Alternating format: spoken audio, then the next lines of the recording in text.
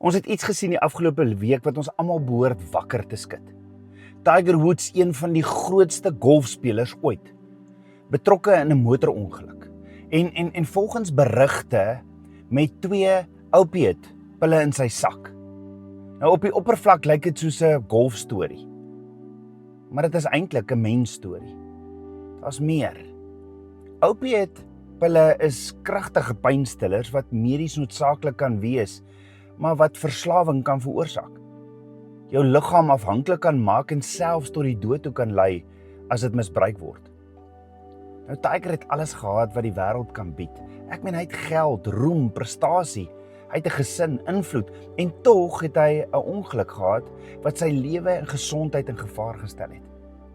Die probleem was nooit sy sukses nie. Die probleem is die leegheid wat selfs groot sukses nie kan vul nie. En dalk sit jy met 'n gevoel van innerlike leegte, net soos Tiger. Hier is die kern. God het jou geskape vir 'n doel. Soos Jeremia 1:5 sê, ek het jou geken nog voordat ek jou in die moederskoot gevorm het.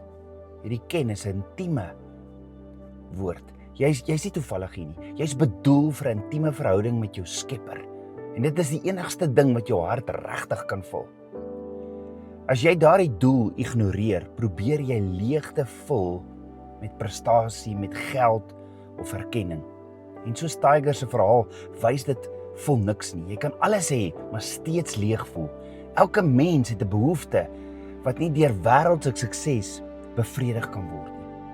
Tiger het sy pa gehad wat hom ondersteun het, maar selfs sy menslike verhoudings kon nie die diepste soeke in sy hart. Dit kan nie dit vul nie. Net die lewende God kan dit doen. Die leemte wat jou dalk vandag voel of wat jy voel, die leegheid wat jy probeer ignoreer, is nie 'n fout nie. Dit is 'n teken van jou geskape doel. Ware vervulling kom nie van wat jy bereik nie, maar van wie jy in God word. Wie sy lewensdoel in hom vind, ervaar vreugde en vervulling met geen prestasie, erkenning of sosiale sukses. Dit kan dit nie bied nie. Net God kan jou hart vul. En ek wil jou nooi om saam met my te bid vir Tiger, dat die lewende God hom mag ontmoet soos Paulus, toe Paulus op pad was na Damaskus toe. En tweedens, as jy hierdie patroon in jou eie lewe herken, die leegte, die onafgehandelde soeke, daardie verlange na meer, moenie wag nie. Hierdie Paastyd kan jou nuwe begin wees. Jy kan jou hart vandag vir Jesus gee en ontdek die doel ontdek waarvoor hy jou geskaap het. As jy hulp nodig het of iemand wil hê om saam met jou te bid, stuur hulp in die kommentaar en ons sal jou ondersteun en saam bid. Moenie langer leeg bly nie. Jou hart is geskape vir meer as prestasies en geld. Is geskape vir God. Hy staan vandag met oop arms vir jou gereed.